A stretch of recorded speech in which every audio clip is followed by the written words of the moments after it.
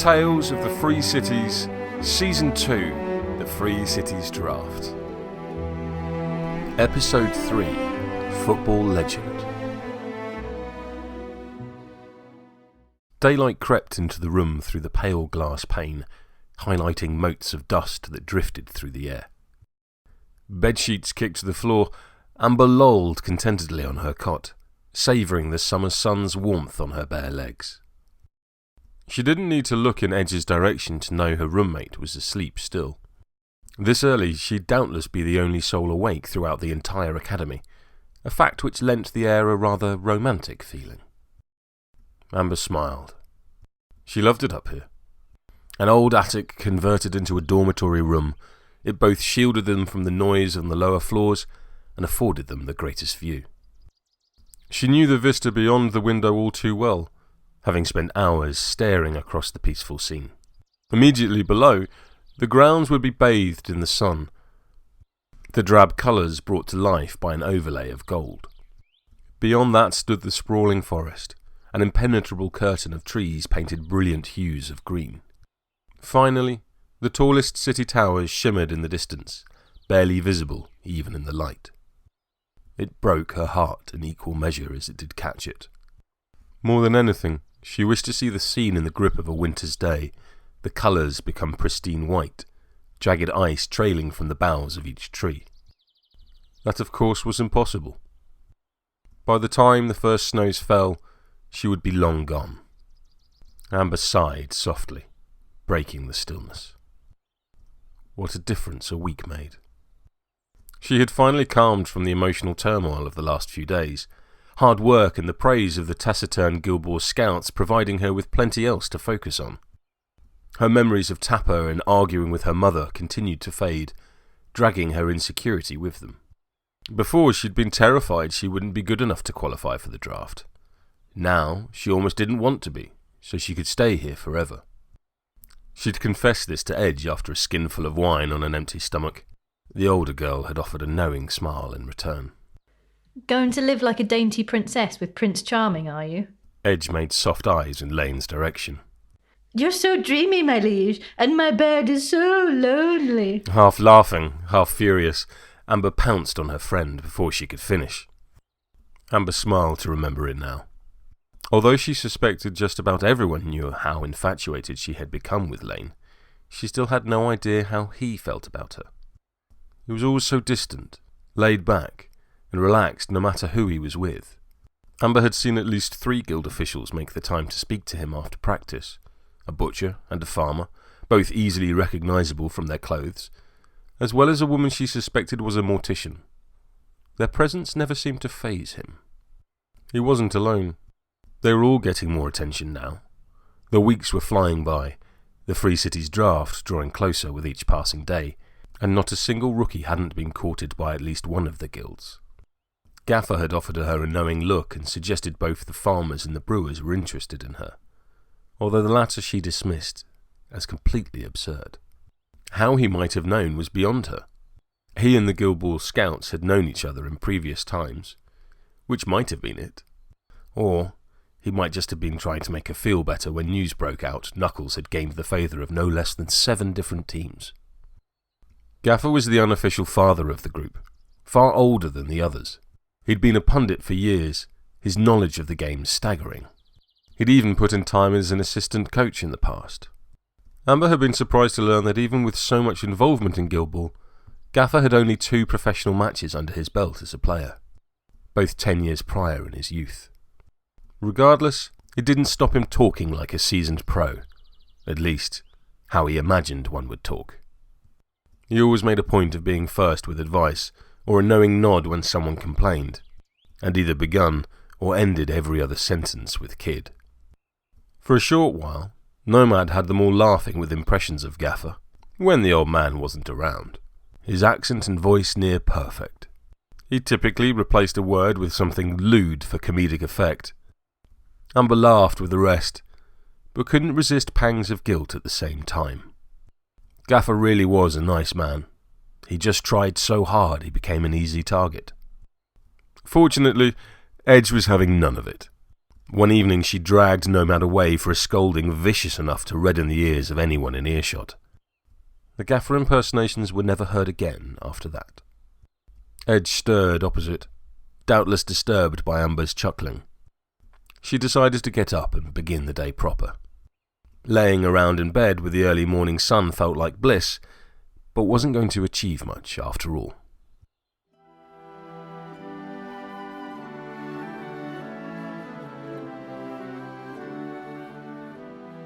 Much to her surprise, the sound of voices drifted from below as she descended the staircase. Her curiosity piqued, Amber trod lightly so not as to disturb their owners.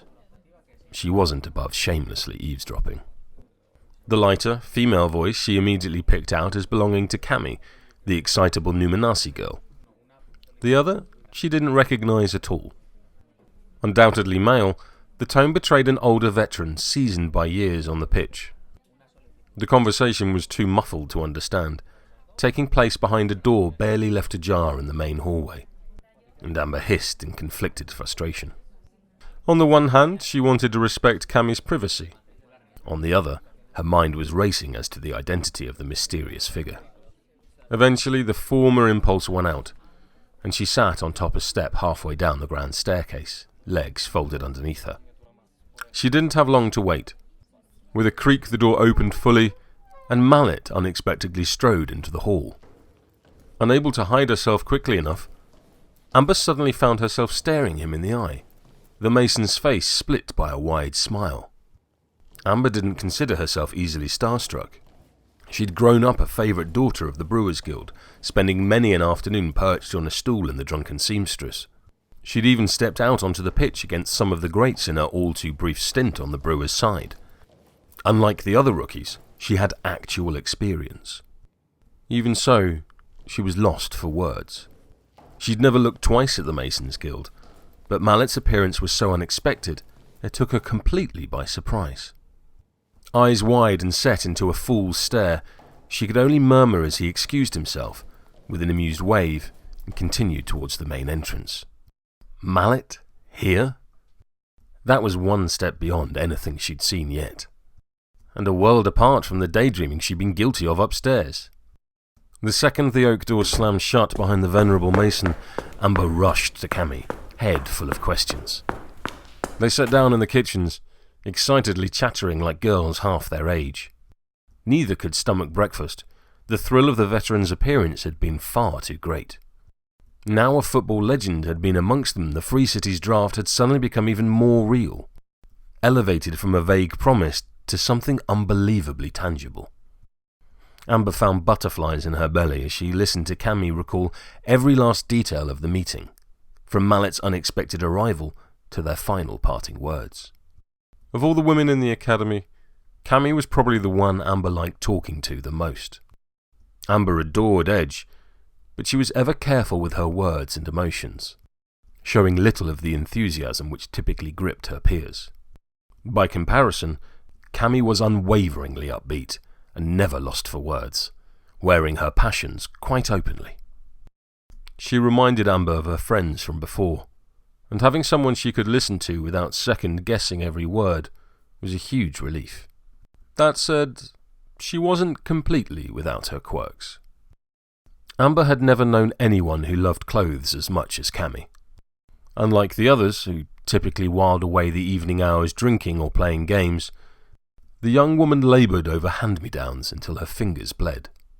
Come morning, she'd nearly always emerge in a garish explosion of colours and styles, an image entirely out of place with the deadly seriousness cast by the pistols at her belt. Today, Cami wore a pair of frayed and oversized dungarees, bright patches covering threadbare stitching, coupled with a collarless shirt she'd dyed orange and painted with delicate flowers. The dungaree bottoms swung around her ankles, spare threads tickling bare flesh. In the early days, Amber might have asked Cami about her strange choices. Now, she barely raised an eyebrow. The girl wasn't hurting anyone, and every so often she'd managed to come up with something which looked incredible. Today, sadly, was not one of those days. But it didn't matter. Cami didn't just have the interest of the Masons Guild. They had sent one of their veteran players to meet with her. Amber would have been lying if she pretended not to be jealous, and she felt a hint of doubt and despair beginning to rise. This morning she'd awoken feeling positive that her recent efforts had caught her up, and now she found the goal had leapt away once more. Cammy banished her concern with typical enthusiasm. Don't worry, Amber. Your turn will come soon enough. You just haven't been here as long as the rest of us, that's all. Amber offered a grin back. Cammy was right. She was being hopelessly self-centered if she expected to walk in and be the most popular player at the academy, especially when compared to the likes of Cammy, a player who possessed something entirely unique to each of the others. Their conversation stopped as floorboards creaked overhead, the others beginning to stir. Come on, let's go tell everyone. Cammy grabbed Amber's hand and dragged her along before she could voice the slightest opposition.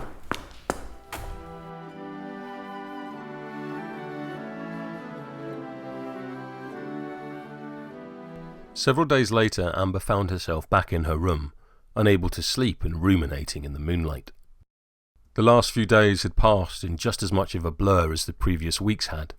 Each day the rookies emerged closer to the break of dawn than the day before, and begin an increasingly punishing regime, Champ and Gaffer urging them on whenever they looked to falter. No matter the sides, their games became quicker and more practiced, nearly always affording them enough time to fit in extra drills to finish out the day. The scouts were ever present now, eyes constantly roving from player to player from the side of the pitch.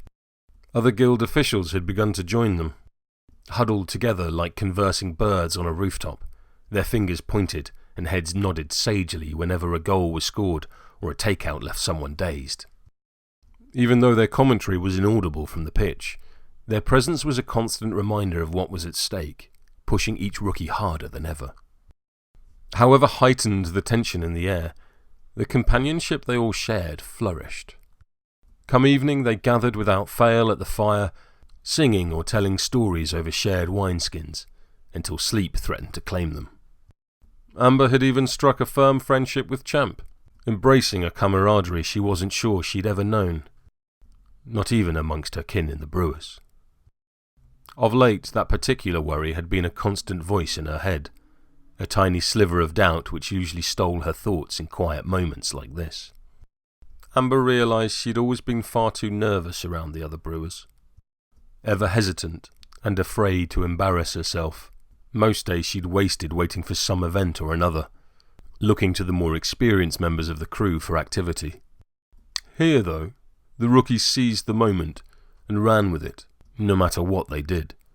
It was exhilarating, but more enthralling because she belonged as an equal.